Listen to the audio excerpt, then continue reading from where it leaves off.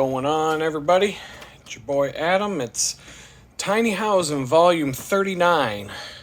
And I just shot the intro a couple hours ago for Volume 38, the little walking into the cabin scene. So I'm getting there, getting that laundry sorted out, and I got another bag. I sorted into piles. The fastest way I can do it is I take all the laundry, and the laundry got a little bit backed up because I couldn't do the laundry on the normal laundry day during the week. I've been doing it twice a week, so I really don't have that much.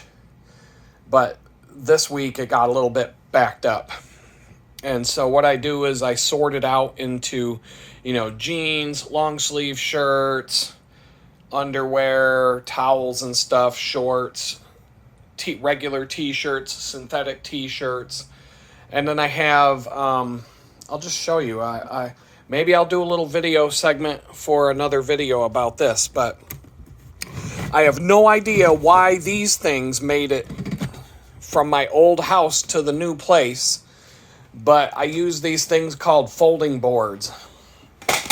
And so you got these kind of boards here that you can use to fold up it helps you fold your clothes. So I use this big one here for the long sleeve sweaters and stuff like that. And this is the kind of shit that they do in the department stores and clothing stores. They have more advanced stuff than this. That's why they can fold the clothes all perfect and have them sitting on the shelf all perfect. And they can do it pretty fast if you know how to use these things. And then I've got this other one that folds out. And this thing is good for folding t-shirts. I don't even know what else I could use this thing to fold. But then I have a certain way I roll up and fold the underwear, and I do the socks a certain way. And it goes pretty fast. The first thing I do in the process is sort everything into piles so that I do all the shorts at the same time. Then I do all the underwear at the same time. Then I do all the socks because all those go in the same box. And then I do the jeans, and then I do the long sleeve shirts, and then all the miscellaneous stuff like bike shorts, towels, and other things like that. And then the last thing I do are all the regular t-shirts and the synthetic t-shirts because they take a little bit longer. But that folding board thing, I'll set up a tripod and show you how it works. It'll be in another video. So keep an eye out for that. I'll probably film it as I do it tonight. But, I just have a certain way of doing it that works for me right now. I'll probably change things around a little bit. But for right now, the way I have everything stored, and everything fits on this wire shelf, and it only takes up 2 different shelves. And, space is a factor here. I have clothes stored in some of those bins up there, clothes that I never wear, or things like I've got a suit up there. I think I would have to get a French cuff shirt because I don't think that made it. There are so many different things that just like how do clothing folding boards make it all the way here from my old house? But there were like important things that I actually wanted to keep that are nowhere to be found because they were never saved. But, I didn't have any control over that. I was sitting in a jail cell. And there were other people at my house gathering things and trying to, preserve things and save things. The whole thing was such a clusterfuck. I'm not beating myself up. I'm not angry at anybody over any of it.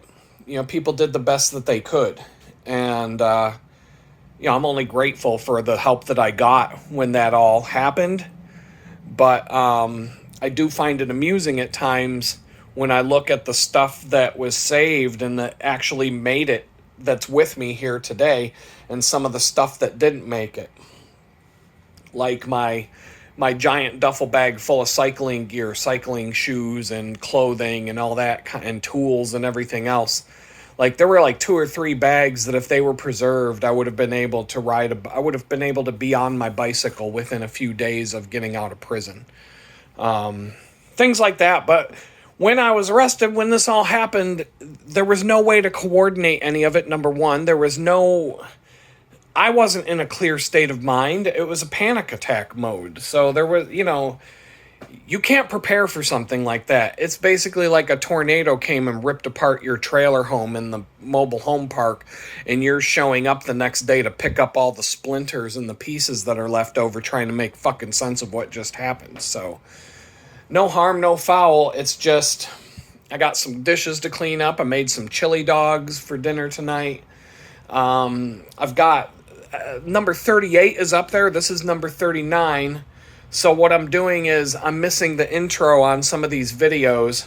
So I'm kind of going through a cycle today of I'm doing a few hours of computer work, crossing off tasks off a list, and then I'll get up, do some stuff like this for a few minutes to get my blood flowing and get some circulation and whatnot. I went outside. I hung out with the other people that live in the house just for about 10 minutes, shooting the shit. And then came back in here. It looks like it's going to rain, but it probably isn't.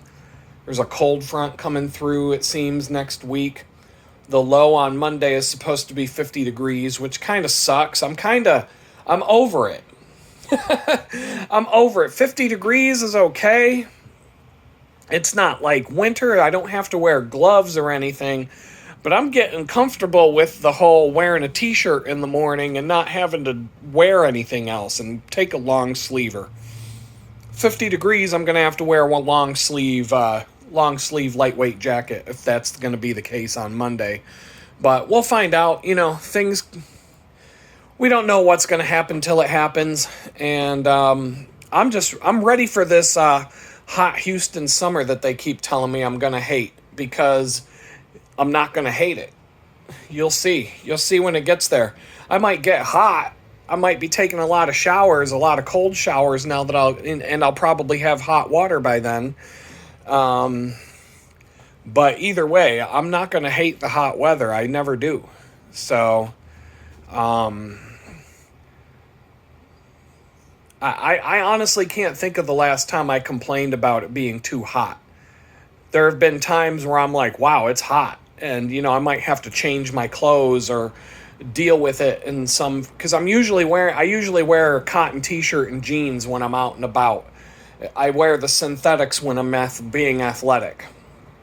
Otherwise, I'm in a cotton t-shirt and jeans, but there are times where it gets so hot that I will switch to shorts and a synthetic t-shirt even though I'm out and about and I'm not doing anything athletic, just because the temperature change to my body is significant. But, in Jamestown last summer, it got hot. The month of July was a hot one. There was one day that I was talking about in one of my videos. I don't know which video it was. I went to the library and it was 93 degrees inside the library that day because their air conditioner was broke. And I hung this watch right here. It is 72.5 or 72.2. Like, it's hard for me to read, but this watch right here, 72.2 degrees. Can I focus it? 72.2 degrees in here. And that watch, I took it off my wrist and set it off to the side, and it was 93 degrees inside the library that day. So imagine how hot it was outside that it was 93 degrees inside the library. And I was wearing jeans and a cotton shirt that day, and I had to also walk around town to go do my thing and to go to this place or that. So, I mean, Houston isn't the only, the South isn't the only place that gets hot. It gets hot up north. It gets sweltering hot in Pittsburgh to the point where there could be a week or two in Pittsburgh that it's hotter than Miami in the middle of summer and more humid than Miami in the middle of the summer. But the main difference is you're also going to have about 5 to 6 months of winter in western New York, where it can start snowing in September and it can snow all the way to the end of May and possibly June. So it's just different. But everybody tells me how much I'm going to hate the summer down here.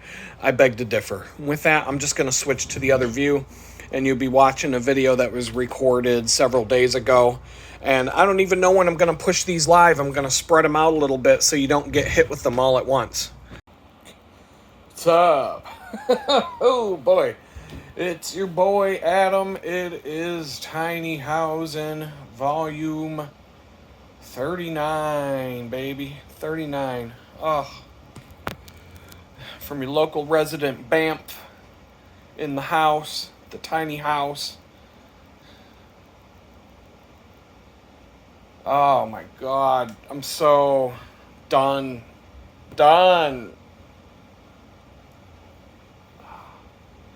Long 2 days. So this is the second day of the bakery blitz. That's what it is. It's the bakery blitz.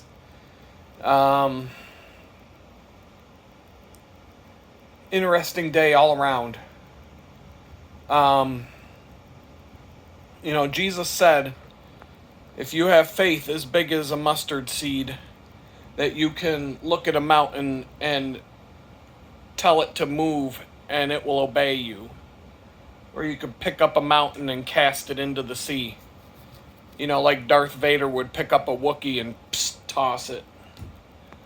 You could do that. And, I don't even think my faith is as big as a mustard seed. But once again, I was able to, the good Lord was able to stop the rain from hitting me yet again. 2 days so Thursday, all week long, it was saying big rains are coming. And Thursday, it was pouring all day long, off and on. And I was dreading it. I pictured in my mind that I was going to get completely drenched on my way into work on Friday, and then drenched on the way home, and then have to completely try to dry everything out, include especially my shoes, and then do it all again on Saturday. Get drenched. Yesterday turned out not to be the case. Like three to 5 drops of water hit me on the way in. There's this big blob of rain that's sitting south of Houston, and it's just sending wisps of moisture up this way. But it kept looking like it was gonna just pound us. And this morning, yet again, it was coming this way, and it would get like right before where I live and just poof, disappear. Like there was a shield, like we're living under a dome in the woodlands here, and it just deflected it away. It rained last night. I know it did, because there was the roads were wet this morning. Things were kind of wet I don't even know, like it wasn't bad. I know it rained overnight. I know for sure because my bicycle was wet out on the porch. It had got a little bit of water on it. The porch keeps it at bay. It doesn't get too crazy in there, but it must have rained pretty good last night because there was moisture on things. And once again, I had forgot to charge my lights, charge my speakers. That's another thing. I'm just so spent that I don't even hook up on. As soon as I have to do this multi-day biking thing, I come home and I don't even have the energy to plug cords into a charger and plug cables into things. Don't even have the energy for that. I won't have it tonight. I'll be doing it tomorrow. Tomorrow's Sunday. But anyway, I half-assed it this morning and got the bike ready to go. Fresh change of clothes in the bag, all the things on the checklist. And once again, not a drop of rain all the way into work this morning. I listened to a podcast. Today I listened to Tucker Carlson interviewing a guy who invented a car that gets 110 miles per gallon.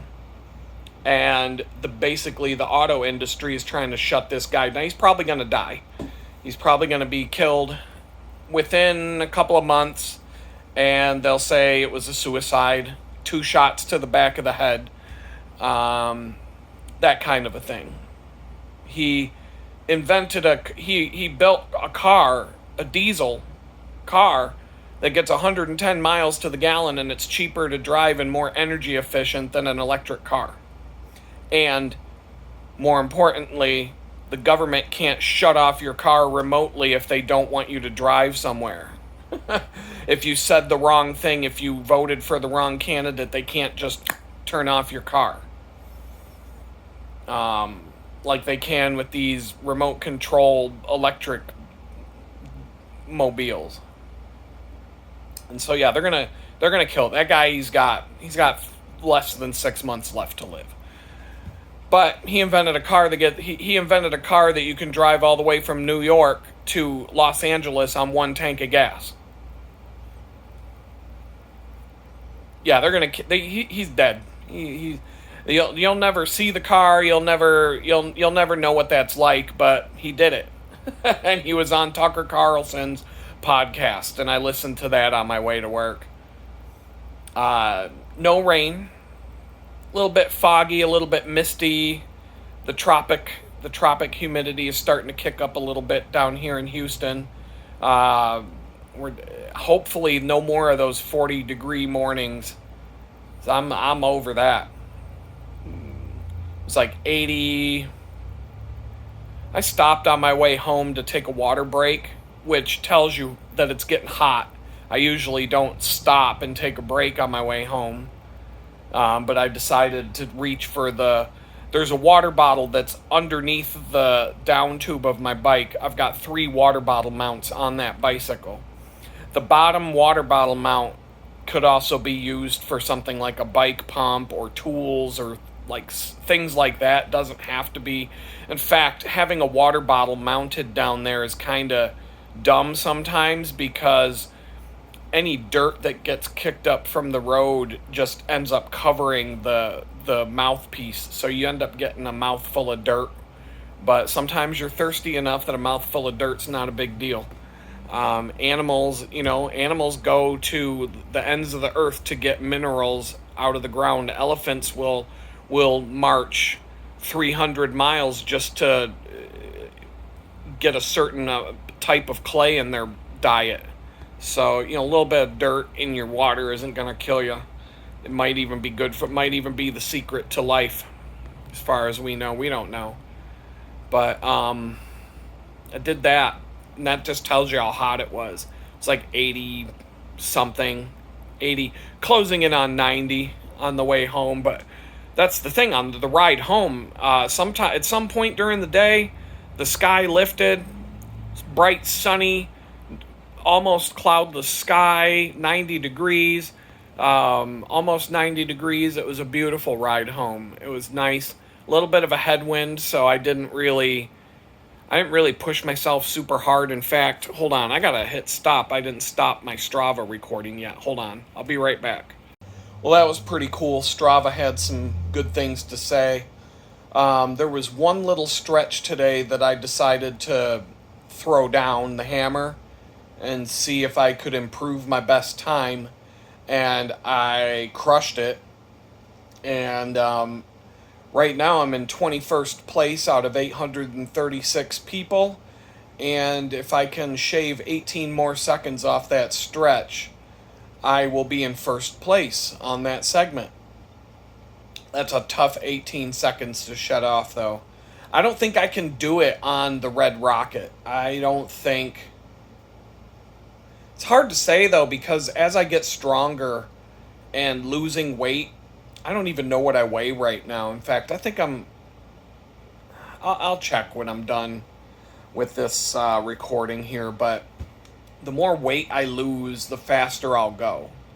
And I'm only 18 seconds away from the dudes that show up in their Lance Armstrong spandex outfits on their $20,000 road racing bikes, who aren't carrying a 20-pound backpack on their back, and they're not riding a bicycle that was manufactured in 1986. So if I get on my Specialized, the Silver Bullet that I just bought, if I can tune that up tomorrow, these motherfuckers might have a new king on the block. That's all I'm saying. The new kid on the block might be scooping up some trophies. I don't know.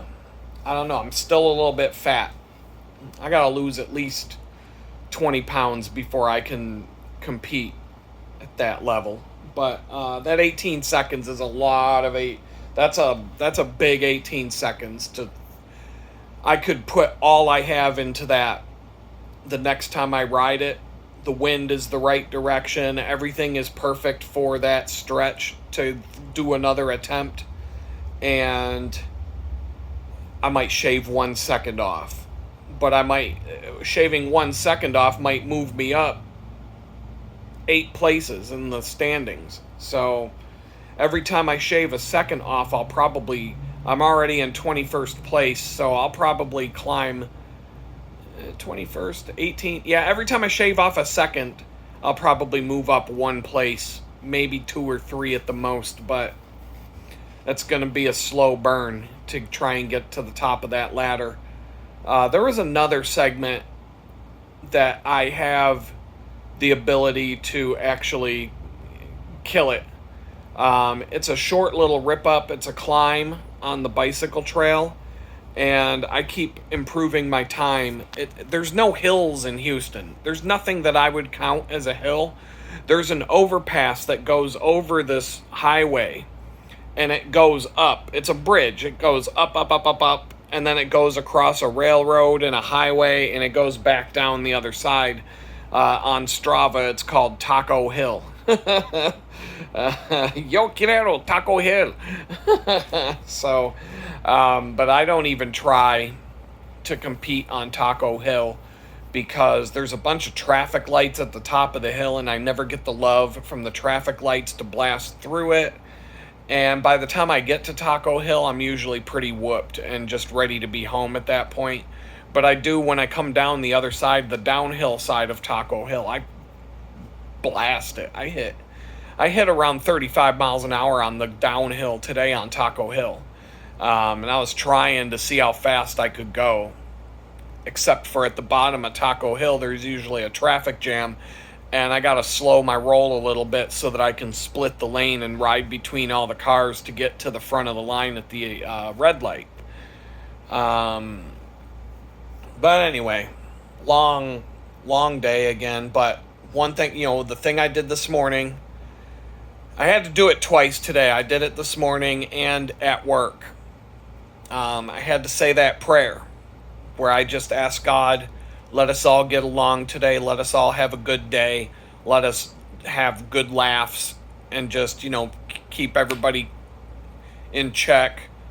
No drama, no bullshit, all that. And it worked. It worked except for, so it was this one girl's last day. And we can get it, we can have it, we can be at odds at times.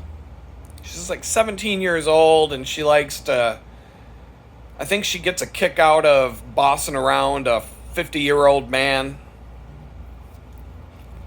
And it's like, but this 50-year-old man don't give a shit. So, like, you can't threaten somebody who doesn't give a fuck because it's going to have no effect. It's just going to bounce off. Like, what do I care? What do I care about some little girl that has no authority barking at me? But she started micromanaging me this morning when I was trying to melt some butter. And I'm like, I know how to melt butter. Like, fuck off. I had to melt butter to a certain temperature to coat the inside of a bunch of baking tins to make butter cake. And so I'm coating the inside of a bunch of baking tins and then rolling them in large granuled sugar to make upside down butter cakes. And I've done this 100 times, but it's a lot of work to do by yourself. And it's like, making 12 trays of 24 on a tray. You're gonna be doing this for a while. But anyway, she's like, "Come on, you."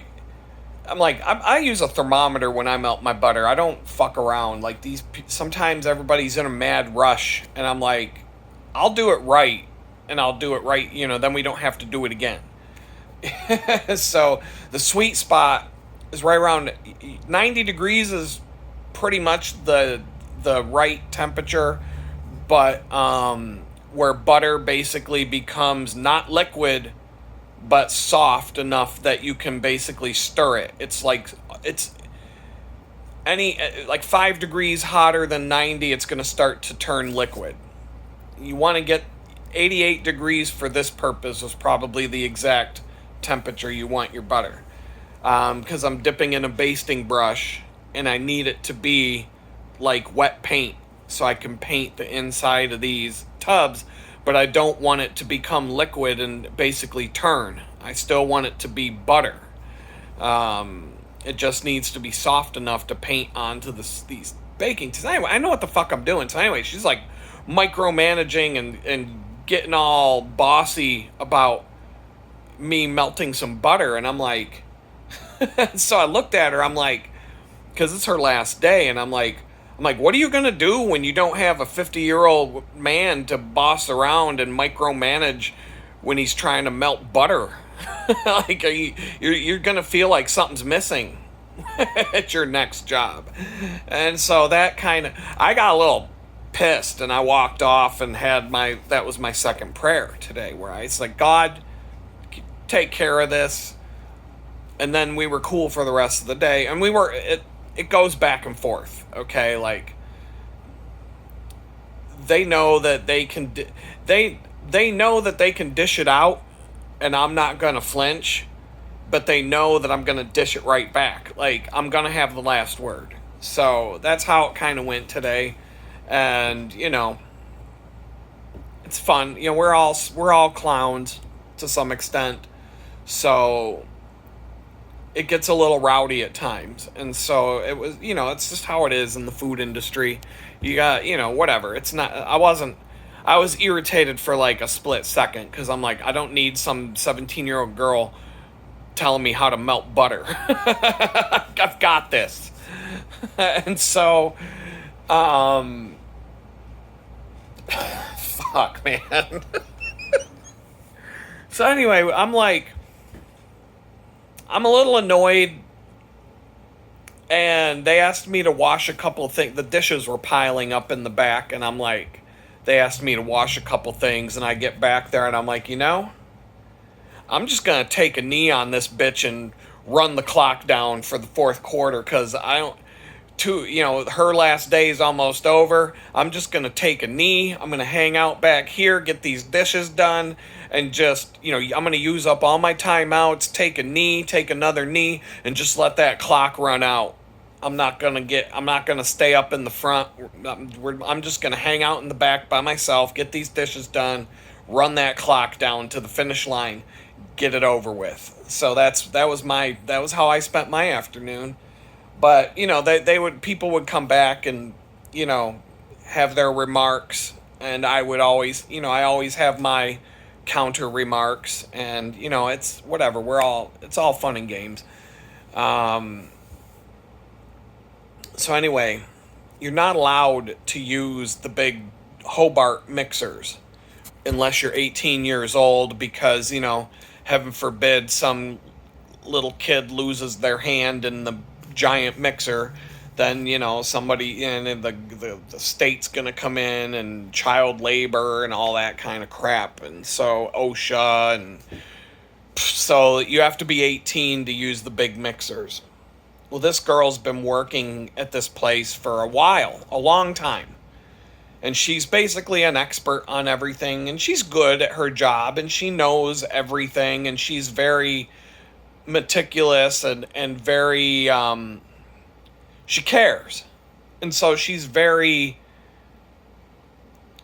She knows she's the wealth of knowledge. Okay, so I'll say that, no problem.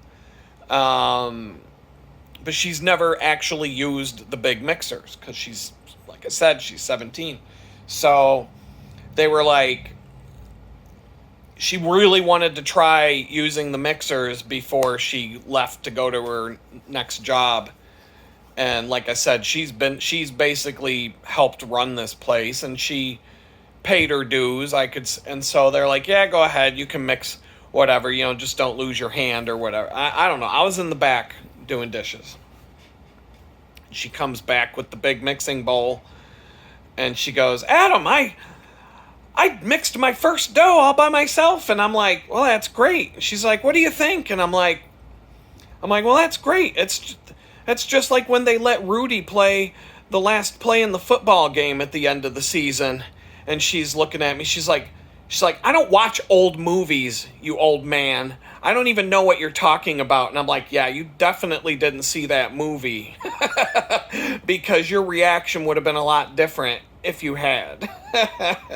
It's just like when they let Rudy play in the last play at the end of the football season. I was like, well, let her have one. Let her play in the game just once. Let Rudy play just one play. So that was the last thing I said, because she came back, packed her shit, and was out the door, and I was like,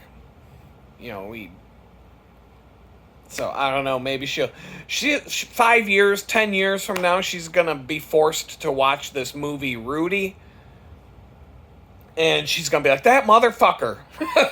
That motherfucker, that's what he meant. It's gonna come back to it. She'll figure it out someday.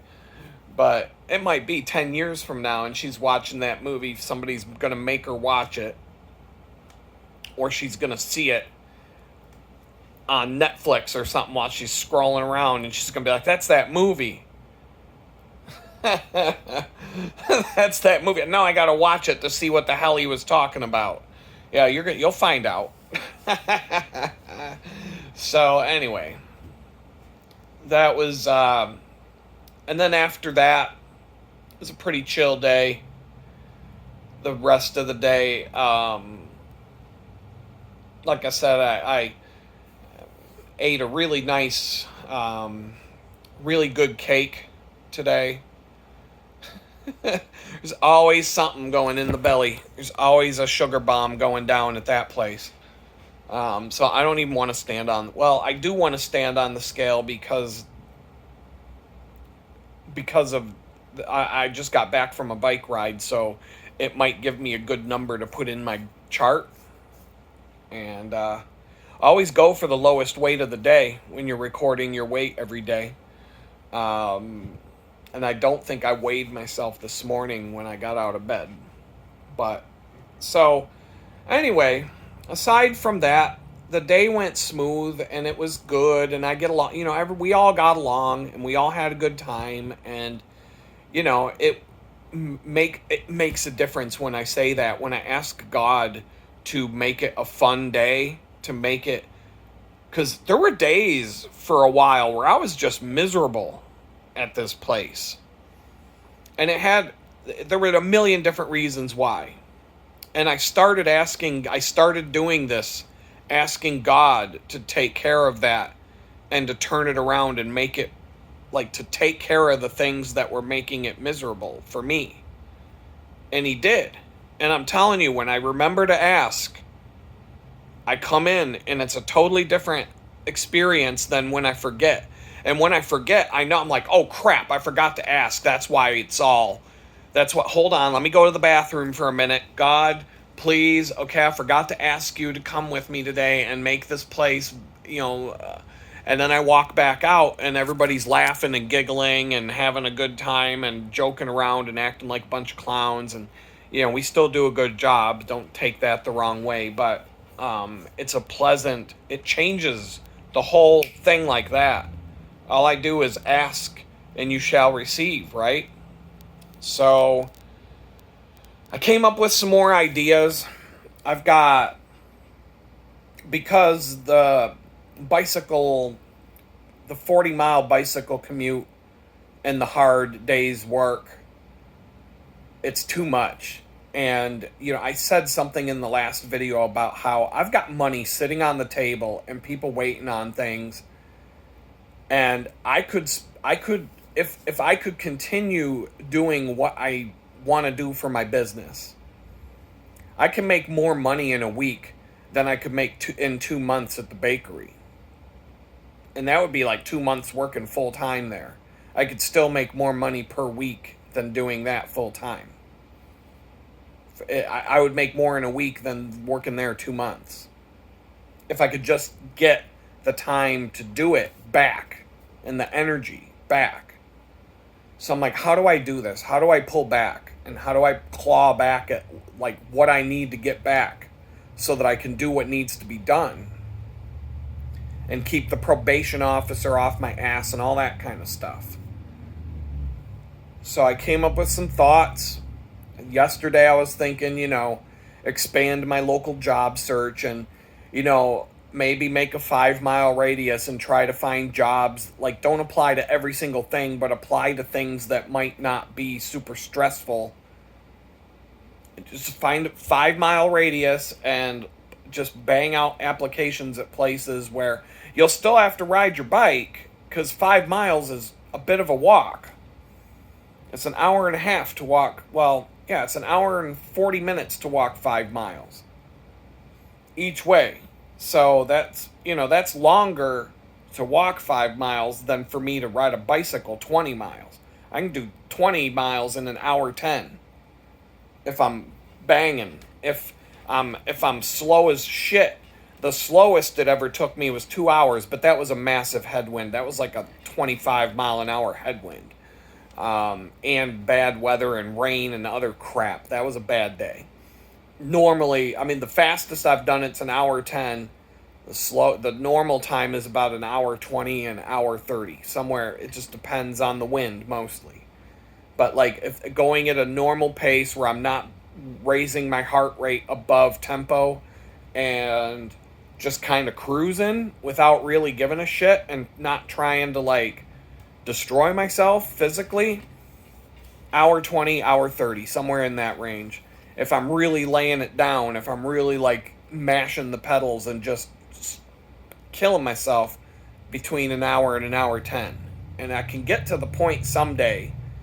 I can get to the point. I've been in the level of fitness where I can average 25 miles an hour on a ride like this. But right now, I'm like maybe 15 to 20 miles an hour. And it might not happen until I switch to the other bicycle. The other bicycle's just a little more. I already know I'm going to get on that bicycle and it's going to increase my time, or it's going to decrease my time on, like, across the board, other than, the possibility of getting more flat tires, because I don't know about the tires that are on it. But I'm on the roads. Roads are, it's hit or miss. You never know. I'm prepared for a flat tire, but I'll have to make sure I find some good puncture-resistant road racing style tires instead of the tires that I have on the Red Rocket, because I want to keep that silver bullet. I want to try and make that as fast as I can, where the Red Rocket is more of a long-distance, like, dependable cargo hauler kind of a setup. I don't really care about the speed on that bike as much. So, but it is, I don't know. Back in the day, I used to have like a dozen bicycles that I actually rode, and each one had like a specific purpose. I had 3 different mountain bikes for 3 different kinds of rides. I had, 2 to 4 road bikes for different kinds of rides. I had a full-on, I had a classic Italian Bottecchia with Campagnolo record components throughout. That bike was freaking dope. I swapped out. It was a classic bicycle, but I swapped out the brake levers and I put modern Shimano brake levers and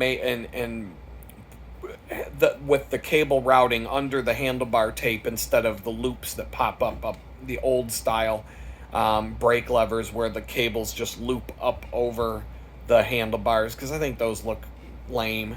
So I upgraded those. Everything else on that bike was really freaking awesome. But the problem with that bike was it was like 2 to 4 centimeters too large of a frame, so it just never fit right.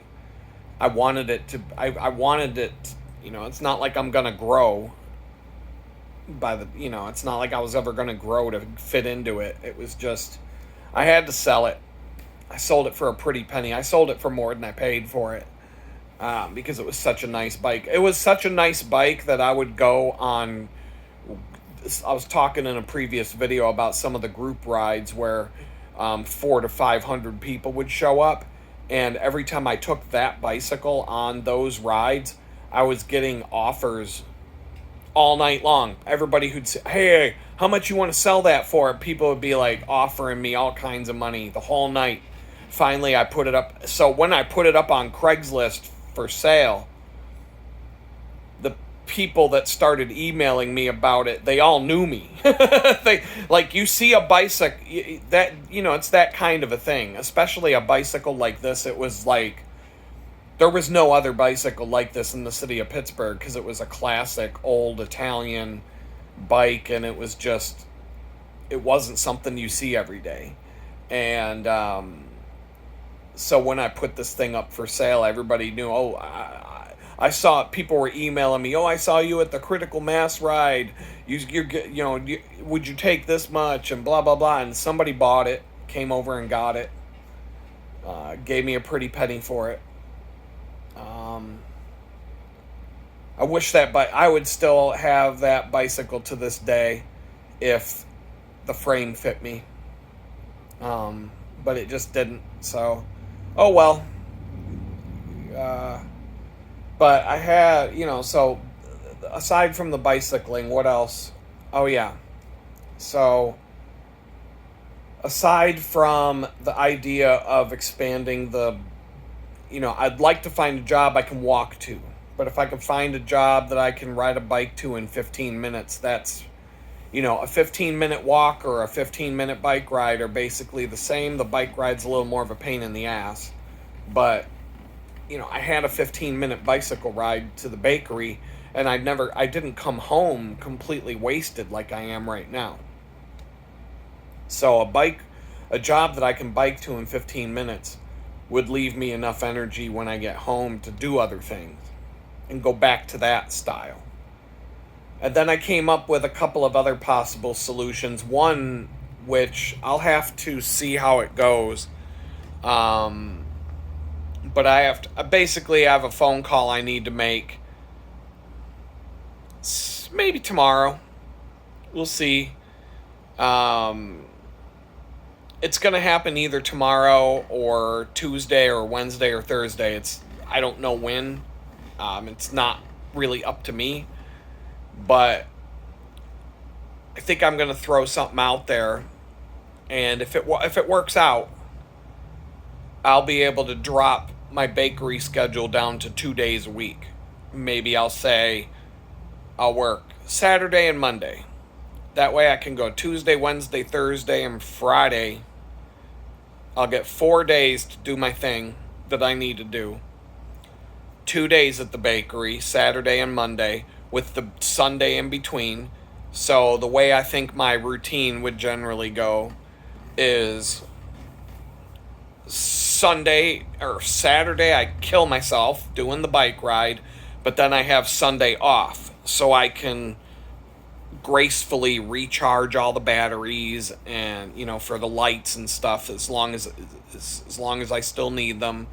Gracefully charge all the batteries, tune up my bicycles, go to church, go grocery shopping, all those kinds of things. I can just do laundry, whatever it is. Sunday can be that day to just get personal stuff done. Then Monday, do it again, bike ride. But I'm not doing it 2 days in a row.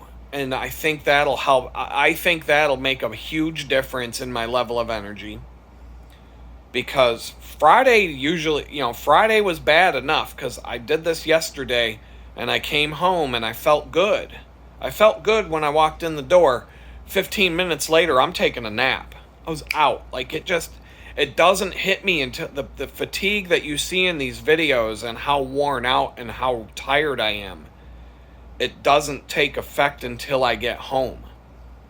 When I'm out on the bike, you'd think I'm the fucking Tasmanian devil, just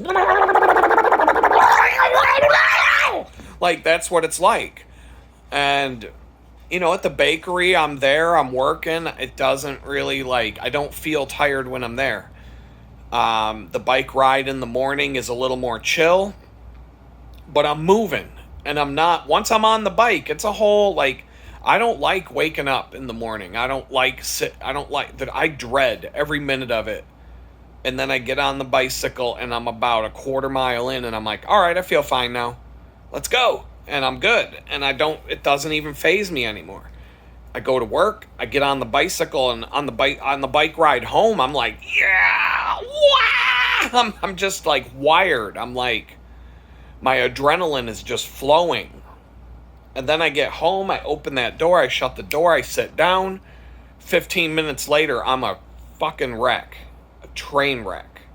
It's like an instantaneous crash. And I can barely keep my eyes open at that point. And so, to do that 2 days in a row, like I just did, I'm gonna get off this video here, and it's over. Game over. I'm going to bed. Well, I am gonna have some coffee and eat a cookie. I'm gonna eat a freaking cookie.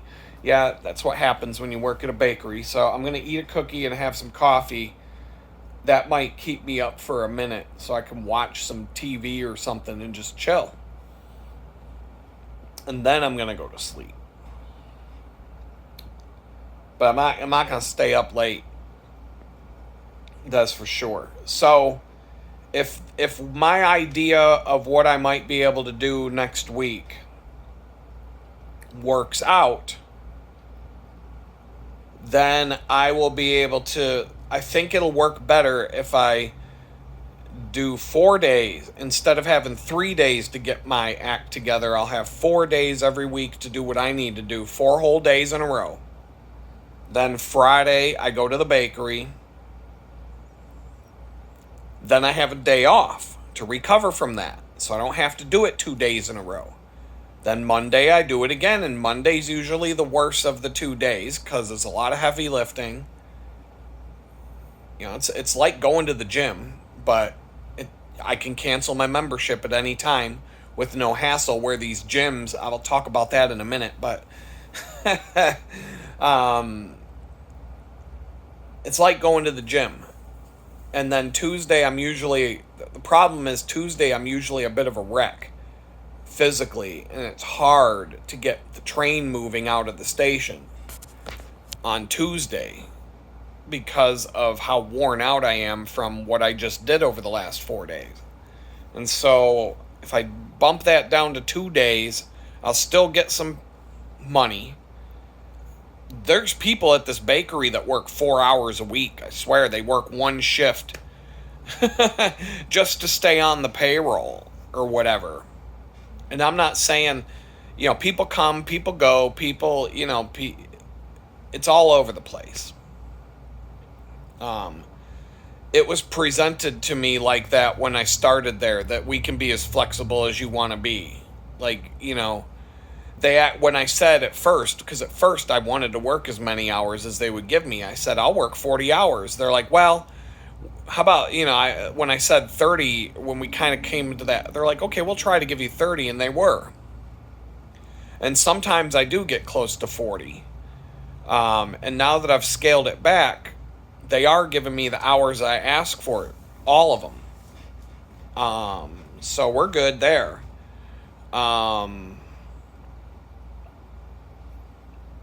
So if I scale it down to 2 days a week and take 4 days a week to do what I need to do, that might unlock things. But I got to make a phone call, or there's a phone call coming up that either I'm going to make or it's going to come my way. And depending on the outcome of that, we'll see if I can do that. And that'll be fine. That'll work. That could be the answer to my problem right there. It could free me up enough to get some things moving along to where I don't have to work at a bakery, or I could just run my own business and just say to hell with it. Because if nobody ever wants to give me a job because of this dumb shit that I went to prison for, then fuck it. I won't get a job. I mean, if you apply to 600 fucking jobs and you get nothing, like, what's the fucking point anymore? Like, I don't...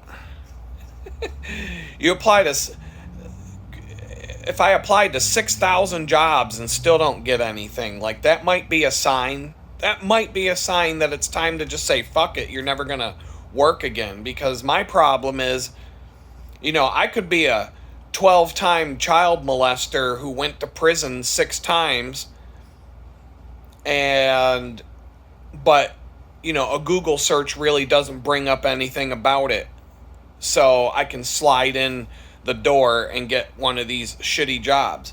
But as soon as my name pops up, go to Google, holy fuck, look at this, there's like 400 pages of what the... and then the way the fucking media twisted around everything that happened to make me into the most notorious scumbag that they could possibly turn me into. That pretty much puts the kibosh on my plans. So, because people aren't willing to hear the other side of the story, they just read the comments under the fucking articles that pop up. They'll tell you right there, that's who I'm applying to a job with. And that, those same people leaving those fucking comments under the Fox News story about what happened, that's why I have no fucking chance. Because these people think I deserve to go to prison for the rest of my life, or that I deserve to get shot by the FBI, or, and they don't understand. They don't even know. Like, the FBI will take the thing that I said, the statement that they took 7 posts, and the one post that they were willing to drop the charges, or they were willing to drop the charges related to 6 of the 7 posts and charge me with 1 post. And that post was the text. I don't know the exact words without it being in front of me. You can look this up. It's not hard. But the text was, if you motherfucking feds show up at my house, I'll be waiting for you and I'll slaughter all of you. But that sounds bad on the surface. Yes, that sounds very bad. And you could twist that around into, this guy was willing to get into an armed standoff and he was trying to coax them into coming to his house and blah, blah, fucking blah. What they don't show you on Fox News, what they don't show you on CNN and all the other news media, is what that post was about. There was a job listing on the IRS website, irs.gov, under careers, under jobs, and they were looking for revenue officers. And in big red letters at the bottom of the ad for this job listing, it said, must be willing to use deadly force, in big, bold, capital red letters. Must be willing to use deadly force. I went to irs.gov myself and took a screenshot of it because I was hearing about it the day that they posted it, because it went viral. People were sharing this on Twitter and on Gab and on other places. And I was like, no. And I went there myself and I'm like, the fuck? So when they come to collect your overdue taxes, they're willing to use deadly force to collect your fucking tax bill, is what they're saying. And so I posted a screenshot of the want ad from the goddamn website, and the caption under the photo that I typed was, if you motherfuckers show up at my house, I'll be waiting for you and I'll fucking slaughter you. So the government And the prosecutor and everybody who's trying to charge me with a crime for this, they throw away the fucking image of the job listing on the IRS website.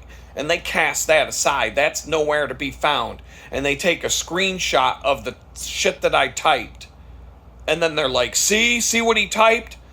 And then they take your phone. Because here's the thing, the government, but you can believe me or not, but when somebody in the government hands you a PDF document that has 600,000 pages of every text message and phone call and everything you've ever done with your phone for the last 10 years in a 600,000 page PDF document, then you might understand that they are collecting and monitoring and keeping every naked picture you sent somebody in a text message, every fucking message you ever sent, every email you ever sent or received, every website you ever looked at, all of your passwords, everything. The government's just scooping that shit up for the day that they can send you a 600,000 page PDF that says, here, check this out.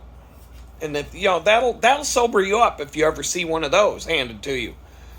So anyway, they'll go through your text messages and they'll look at who you text.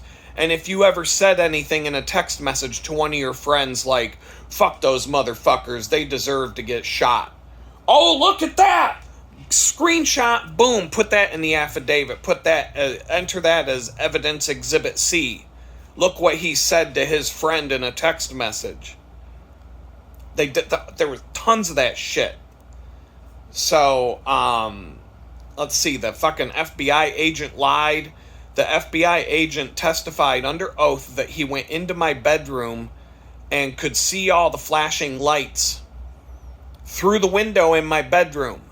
And so there's the reason why I had no reason to come upstairs with a gun in my hand, because I could clearly see through the window in my bedroom that the FBI were standing outside with a tank.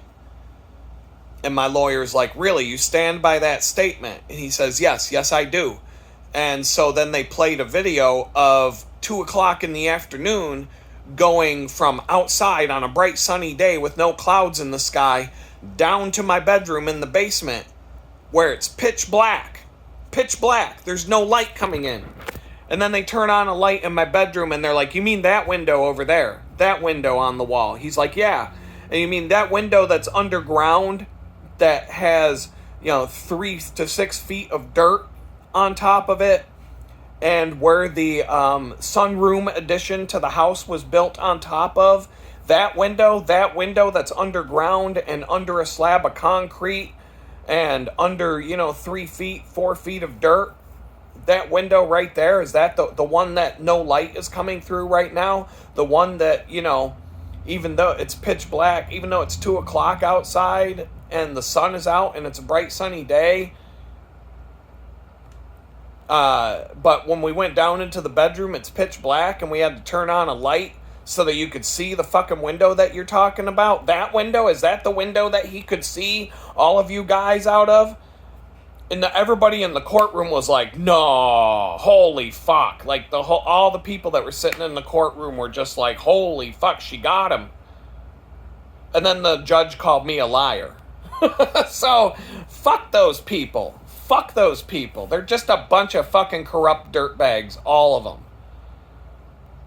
But that's what they do. It turned into somebody shit talking on the internet turns into an armed standoff against the FBI, where he was going to go toe-to-toe with the feds when I came to the door with a gun, barefoot, a pair of pants that wasn't even, where the belt wasn't even buckled because I just threw them on, no shirt, and going like this because I could barely fucking see because I just fucking woke up from a sound sleep, and I'm like, what in the fuck is going on up here? But I knew something crazy was happening because it wasn't like the first thud that I heard, the first thought that went through my head is, oh, what the fuck is he doing up there? Thinking it was my son. Because sometimes my son doesn't go to sleep early, and he could be up all night. It was summer vacation, so he might be up until 3 in the morning playing video games or whatever. I thought he dropped something in the kitchen. I just heard a smash, and I'm like, what the fuck? And I'm like, because it woke me up, and I'm like, and I was like, you know what? I don't even want to. I'm gonna go back to sleep. And then and all of a sudden another one, boom, boom, boom, and I'm like, and then I thought I heard glass breaking, and I'm like, that's it.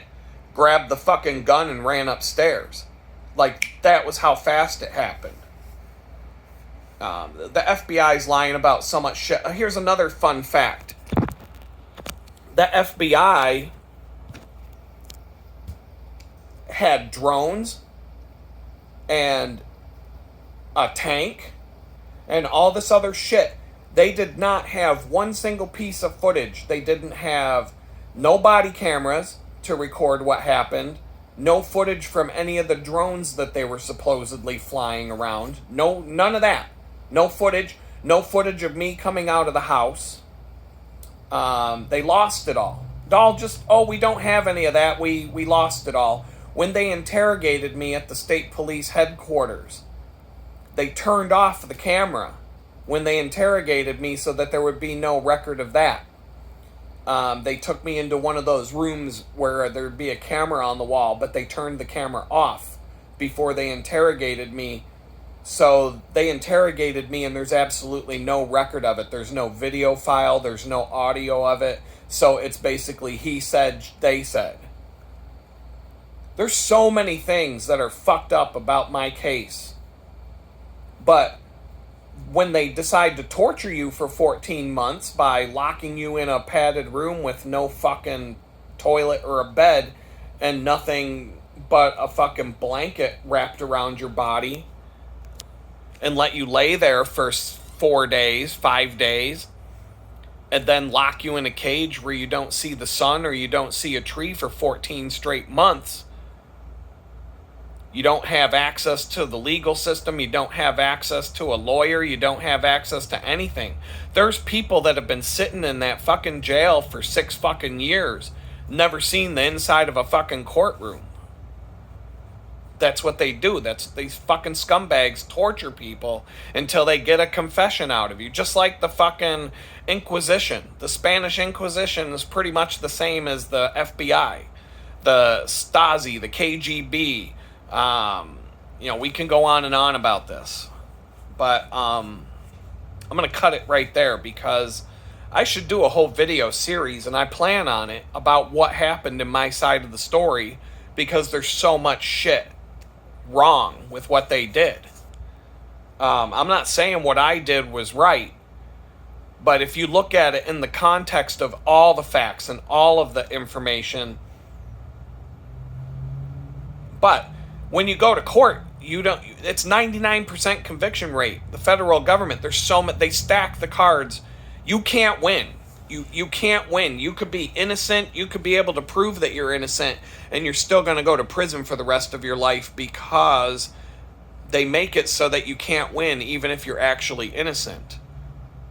It's Saddam Hussein probably had a more just court system than the United States government has for defendants who are accused of a crime. You'd have a better shot of having a fair trial in China.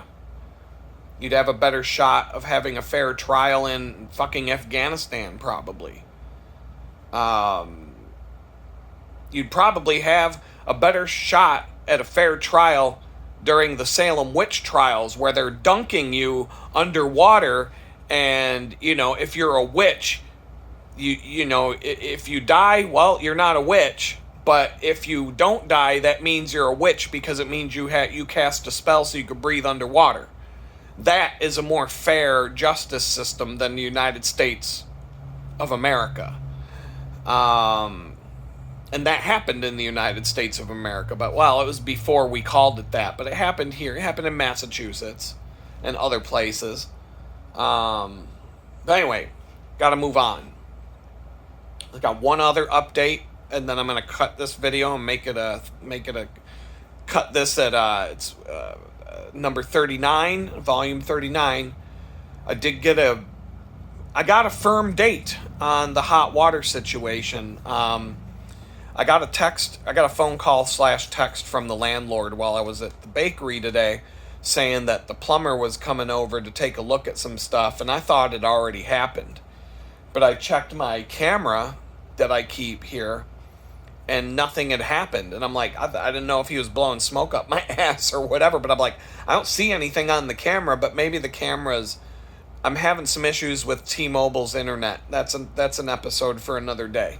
But thought maybe the camera glitched out and nobody was actually in here. While I'm riding my bicycle home, and my phone is mounted to the handlebars, so I can see. Somebody sends me a text message, I can respond. I can use the voice to text or whatever. It's my phone's right there. So I see the alert icon pop up saying something's happening in the place because the camera picked up movement. And I looked at it, and I'm like, oh, that's the dude with the plumbers. Okay, they're there. Well, they were here in the tiny house right up until I got home. And in fact, I wasn't watching the camera the whole time. I just looked at the camera to say, oh, there's the landlord with the plumbers. And I went on my merry way with my bike ride. But the camera kept throwing the alerts up saying, I see movement, I see movement, I see movement, the whole way home. And as I got home and I was walking across the backyard with my bicycle, the plumber and the landlord were leaving the tiny house. So I didn't even have to wait for them to finish. We crossed paths in the backyard, which that was kind of cool. But I got a hard date now. They're saying Tuesday when I come home, which I'm not going anywhere, but maybe I will go somewhere because of that. Because if there's going to be people in here banging around and making noise and whatnot, what am I going to get done?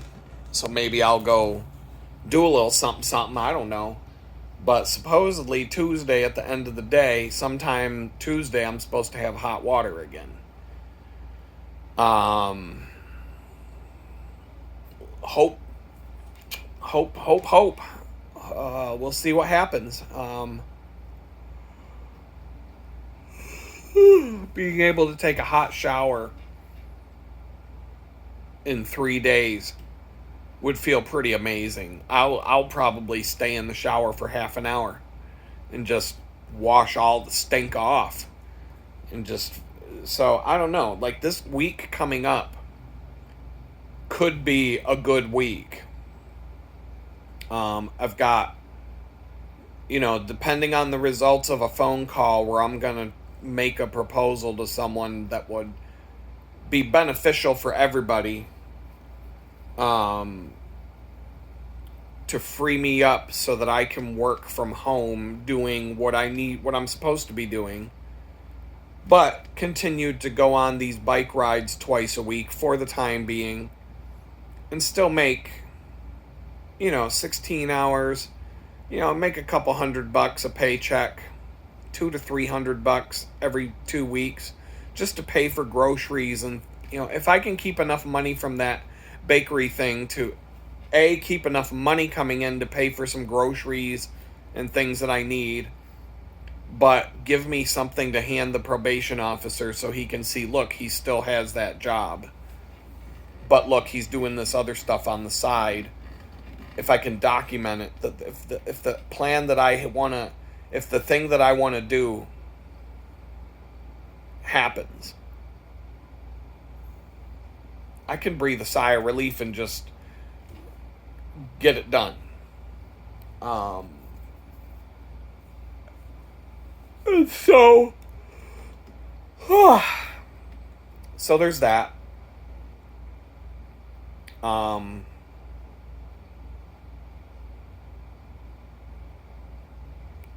Anything can happen, so I'm just kind of going with that. I hope that does happen the way if this could turn into more. This could turn into opening up the floodgates so that I can stop having to commute to a job and make enough money to go out and get a car, and to make enough money to sock away money into the bank and just save up for a bit. Like, all the things that I need to do could start falling into place with one phone call if it goes the way I want it to. And it's a win-win for everybody involved. So I don't think it, but I won't know until I know. I'm not going to dwell on it. And there's other seeds in the field, and there's other there's other things that could happen. There's other irons in the fire, seeds planted in the field that could sprout. There's resumes in people's hands that I haven't been told no by yet. It's definitely, all it takes is a phone call or an email, and everything can change on a dime. So I'm just gonna play it on, make that my plan. Hopefully that's the way it goes. And then there's one other thing that I mentioned in the video today, that concept of, so it's so tempting, but I'm not that stupid, but I might be that stupid. I'm kind of like teetering on the edge of stupidity with this. If things were to happen, if this phone call, put it this way, if this phone call that I need to make goes well and it turns into what I want it to, within a couple of weeks I might do this. There's an LA Fitness gym, 5-minute walk from here. A nice one. And the thing is, I don't like going to the gym. I'll never join a gym. There's twice I've joined a gym in my life. Once was a Bally's, a nice one, and once was a nice gym that was where I used to live out in Amish country. Here's why I'll join the gym. It has nothing to do with working out.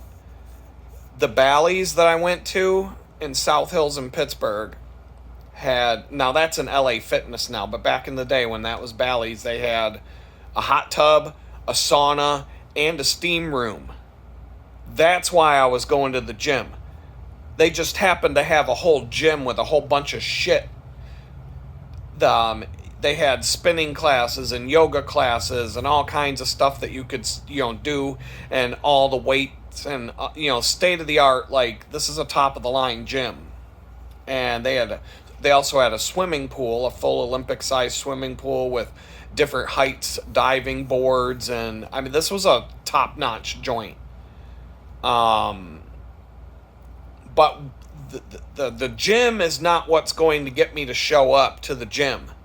The hot tub, the sauna, and the steam room are what are going to convince me it's worth going to the gym today. So what happens is I go to the gym, I work out, I row, I get on the rowing machine and pretend I'm on a boat that goes nowhere, or I go into the spinning room. I take either take a spinning class or go into the room where all the spinning bikes are and ride a bicycle to nowhere, or I go lift a bunch of weights or whatever the fuck, go swim in a pool or whatever it is I feel like doing that day. I'll work out for like an hour. Just pick some random things and do it. Go to a yoga class. I mean, I love going to yoga class.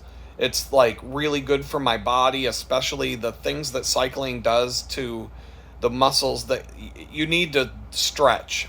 And yoga is like, to me, a yoga workout is like a combination of going to the chiropractor, a massage therapist, and working out all in one at the exact same time. You're stretching, you're actually massaging your muscles, because yoga, some of the yoga poses and rolling around on the floor and stuff will actually massage muscles and pop knots out. And it's like going to the chiropractor because, I mean, you'll feel your neck go, and you'll feel your back go, and you'll be like, oh my God, I haven't been able to move that much. You know, you'll get done with yoga and you'll be more flexible than you've been in 6 months to a year. And, you know, there's other reasons to enjoy going to yoga class. Yoga pants were like one of the best inventions that ever came out of the yoga movement. So, you know, there's a lot of reasons to go to yoga class that are, especially if you're a guy, it's worth it. So, but that comes with your gym membership. And so there's yoga class, there's spinning class, I don't think I would do any other classes. When I was in prison, I basically had a personal trainer at Danbury Federal Prison, and he would work us out like 3 times a day. He taught the spinning classes, but we had like daily workouts with this guy, and he was no joke. He would your body was going to transform. If I had stayed there another 6 months, I would have come out a beast, just from the workouts that I was getting. I mean, it was like I had a free personal trainer. But anyway, you know, LA Fitness is a lot cooler than Danbury Prison. But so there's one right there. I can walk to it. And it's like, I'm not going to join Planet Fitness. I'm not going to join any of these basic gyms because, like I said, I'm not motivated to go to the gym because of the stuff at the gym. The gym in Amish country where I used to live, they had a swimming pool, but next to the swimming pool, they had like a big hot tub. It wasn't like a full, like hot tub, but it was like, it had jets and it was bubbly. And it was much warmer than the swimming pool, but it had some other name. It was like an old people tub or something like that. And it was like, but it was very relaxing. So I could go there, work out for an hour, and then go sit in the bubbly old man tub. And felt great. That's what would get me to go. Sitting in a hot tub, sitting in a sauna, sitting in a steam room. Going from the steam room to the hot tub, back to the steam room, or back to the sauna, hot tub, sauna, hot tub. That's what's gonna motivate me to get off my ass and go to the gym. But I may as well work out since I'm going. That's what tricks me into going to get a workout. Otherwise, I could join a Planet Fitness kind of a basic bitch gym and I'll never go. Never go. But if I join a gym that has a hot tub, a sauna, or a steam room, or all three, bet your ass I'll be there. I'll be there twice a week to chill, just to sit in the hot tub. But I'm not going to go just sit in the hot tub. That would be pointless. And I'm kind of like the kind of person that once I start to work out, I'm cool. Especially if I turn it into a game. I'll get an app to track weightlifting, and I'll like make it a game. Like, how many reps at what weight can I do today on this machine? I'm not really into free weights. I'm too lazy for that shit. I'll work on the machines. The only time I'll use free weights or the balls, the medicine balls, or the stuff like that is if I'm in a class. Like, our personal trainer at Danbury would make us use the big medicine balls, and we would do, you know, weightlifting and different stuff with him. Sometimes he would do yoga. You never really knew what you were going to get when you show up for the 1 o'clock workout with the personal trainer. It was just, sometimes it's going to be a yoga workout. One time, he made me do 100 burpees. He goes, that's the workout today. You're doing 100 burpees. I'm like, the fuck I am? I did them. I hate burpees. I won't even do one burpee. The only burpee I'm gonna do on my own without some personal trainer kicking my ass into doing it is the belch after drinking a can of Dr. Pepper. That's the only burpee that's coming out of me. But I did 100 burpees that day in a half hour. I was like, holy shit. I was actually, like, I couldn't believe that I was in good enough shape to do 100 burpees. Because I'm not good at that. Like, that's not my jam. And I could barely do 10 before I tap out. But after working with this dude for a while, it was like my going away. It was somebody was going home from prison, and that was his going away present. He goes, okay, since so and so is going home tomorrow, our workout today is everybody gets to do 100 burpees, and we're like, fuck you. But anyway, the problem with these fucking gyms is that they make it super easy to sign up. You go to the website, click, click, click, you're done. You got a gym membership now. But what happens when you don't want to go to the gym anymore? They don't let you cancel these fucking gym memberships. They make it so fucking difficult. You can't cancel on the website. And if you go to the gym in person, they won't cancel your membership there either. It's fucking douchebags. They won't cancel your membership even if you go in person. What they'll do is they'll either tell you to go to they'll actually, if you go in person, they'll tell you to go to the website, download and print a cancellation form, and then you have to print out this form, sign it, and then mail it to a certain address. And you're gonna have to mail it with like express mail or something that you have a tracking number for, and it has to be like certified mail.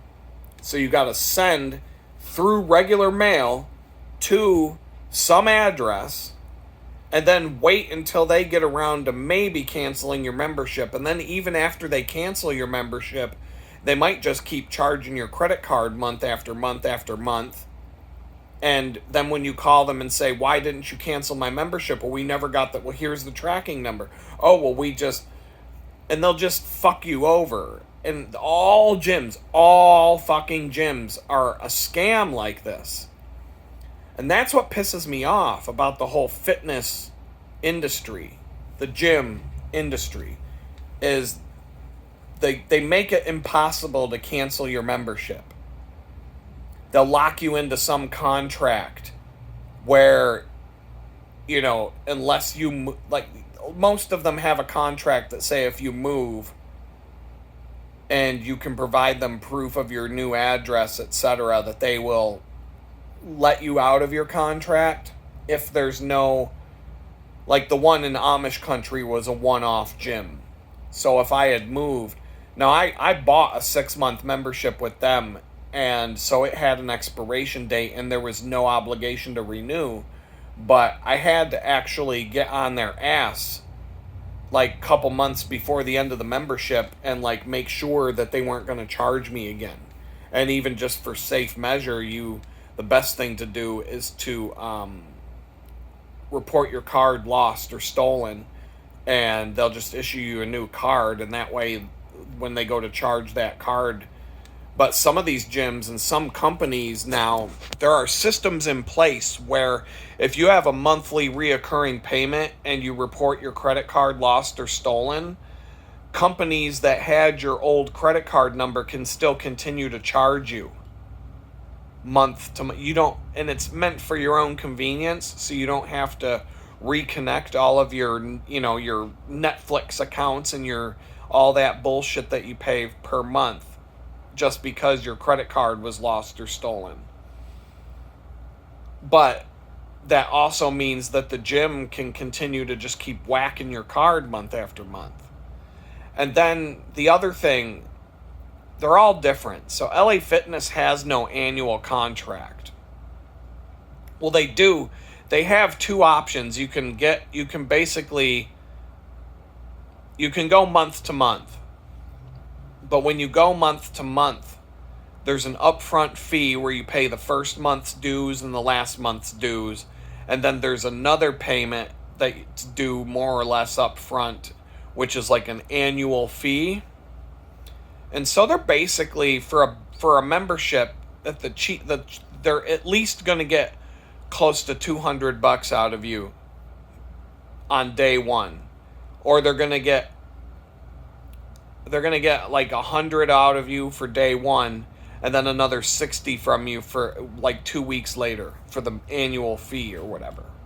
So they're gonna take a chunk out of you up front, and so by the end of the first month, you're gonna get whacked with at least $200. But then from there, it's supposed to be $40 a month, which is reasonable. I have no problem with the cost for everything that you get. You go to a gym like that, you're paying $40 a month to go to a gym, and you can use all that equipment, take all those classes, steam room, sauna, hot tub. That's all worth $40 a month if you use it. No fucking problem. Even if they make you pay for your first month and last month when you sign up. The only problem that even if they're going to charge you an annual fee of $50 a year on top of your $40 a month, there's something where like they'll waive the annual fee, but you pay more per month. But if you do the plan where you pay the annual fee, it's $10 a month less. I don't know. They got a couple of different options, and it's hard to. I'm not doing it right now, and I don't know, because all you got to do is go to YouTube, go to Google, and type in "cancel LA Fitness membership," and all you're gonna find is that you can't cancel your membership, or they make it so difficult or so impossible that really at the end of the day, the only way you're going to be able to cancel your membership is to cancel the credit card and like close the bank account if it's a debit card. And so that scares me, because like I can fit $40 a month into my budget, especially for something that's going to improve my health and be a benefit. Like I can get in better shape, I can lose the dad body, I can fix the bad, like I've got some bad posture shit going on right now. I could fix all of that by going to the gym, and I could fix it for free at home. I could do yoga here in the tiny house. So there's other options here. But the hot tub, the sauna, and the steam room would motivate the shit out of me to go over there and do it. Take a class. Like, figure out which days yoga class are. There's more than one thing that's going to motivate me to go to yoga class. It feels good. The stretching, the cracking of my back, the fixing all the kinks in my neck, checking out a bunch of hot chicks in yoga pants, and going to sit in a fucking hot tub, the steam room, and a sauna when it's all over with. And maybe I'll go lift some weights on a machine or something, and just, fuck, man, there's all kinds of motivation to go over there. I would have no problem motivating. I would find the energy on those days off where I'm not riding my bike 40 miles, go over there and chill. Sitting in a hot tub would make me feel better after going on, 200 miles of bicycling during a week, I can tell you that. But also some of the machines could fix some of the other muscular and posture problems that I have right now and get me more balanced and have my body all fixed so that I'm not in like as much pain as I am in some ways right now.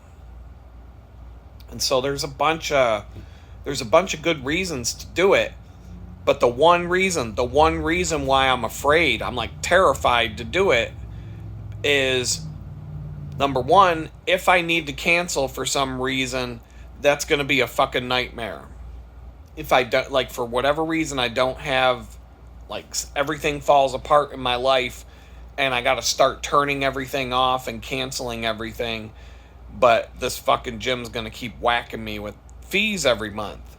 And then the other thing is, what about any like hidden fees or hidden charges that they don't tell you about that's in the fine print, or maybe it's not in the fine print, and all of a sudden you end up they whack your card with a $200 charge for some random shit that you had like where the fuck did this come from? What the fuck is this for? And, that kind of stuff. And then you got to go argue with them like, what the hell? I wasn't told about this. That's not anywhere in my contract that, you told me it was going to be this much up front and then another fee and then $40 a month. What is this other fee? The equipment towel fee or the sauna steam room fee or whatever the fuck, whatever. These gyms, they're fucking shady as hell. You gotta fucking watch them. The best thing to do is to have a credit card that you don't care about losing and put those kinds of things on that card so that, you can literally just cancel the credit card account completely. Don't report the card lost or stolen, but if things got really out of hand, you could just call up the credit card company and say, cancel my account. And then there's no way LA Fitness can take more money from you, no matter how hard they try. I've heard nothing but horror stories about canceling a membership with them. And other things like hidden fees and charges and stuff like that. And even if you bring it up to them when you're signing up, they're going to be like, no, of course you can cancel. We make it so easy to cancel. No, you can cancel anytime you want. And then you try and cancel, and they're like, they get on their computer. Okay, so we just extended your membership for another 6 months. No, motherfucker, I want to cancel. Cancel. Oh, okay, hold on. Okay, so you want to prepay for another year's membership? Okay, we can do that for you. No! I want to fucking cancel. They ignore you. They do not want you to they will do everything in their power to keep you from canceling that fucking membership. And that's really shitty. That, number one, there should be some sort of fucking law that doesn't allow them to do that. But there's so many that we're basically getting into the territory of all the bad shit that the companies are doing right now.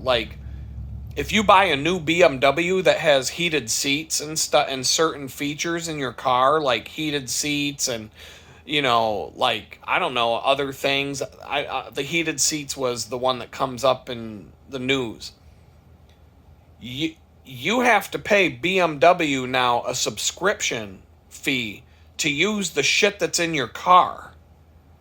So, let's say you want to use imagine, if you want to use the air conditioner in your brand new Jeep. And you want to, it's 97 degrees in Houston and you want to turn on your air conditioner. You have to pay Fiat Jeep. You have to pay them a monthly subscription fee. And if you don't pay the fee, they'll shut off your fucking air conditioner and it won't turn on anymore. I just read something about someone buying a fucking dishwasher, and after he installed it, he found out that half of the features on the buttons on the dishwasher didn't do anything because you have to install an app on your phone, and then you have to pay a fucking subscription fee to the fucking dishwasher manufacturer so that you can push the buttons on your fucking dishwasher and wash your fucking dishes. There's ink, there's printers. Hewlett-Packard makes printers now for your computer that you have to pay them a fucking subscription every month to make prints on the fucking printer you just bought. And if you miss a payment, they shut your fucking printer off and you can't print anything anymore. This is and so it's the same fucking kind of, none of this shit should be legal. Literally, you're gonna buy a fucking car. And let's say, that you don't even have a car payment. Let's say you pay cash for a brand new car. And then you're gonna have to pay a subscription fee to Toyota to be able to drive your car. And if you don't pay the monthly subscription fee to Toyota, your key won't work anymore. You have to pay a monthly subscription for your key to work. And if you don't pay the monthly subscription, your key won't turn the car on anymore. Even though it's your fucking car that you paid for and you bought. And it's your fucking car. They're doing that. That's the whole fucking world is moving into that shit. So this is all the, if they're not going to pass a law to make any of that shit illegal, they're certainly not going to pass a law to make it legal, or to make it illegal for a gym to allow you to sign up for a membership just like that by filling out a form for, that takes 30 seconds to a minute to fill out on a website, and then it's a 6-month process of having to go to the Better Business Bureau and file a fucking lawsuit just to cancel that same membership. And so if it wasn't for that one thing, I would already be going to LA Fitness and using the hot tub and the sauna and not having a hot shower in my fucking place. That makes it even more tempting to just roll the dice and take a chance on it.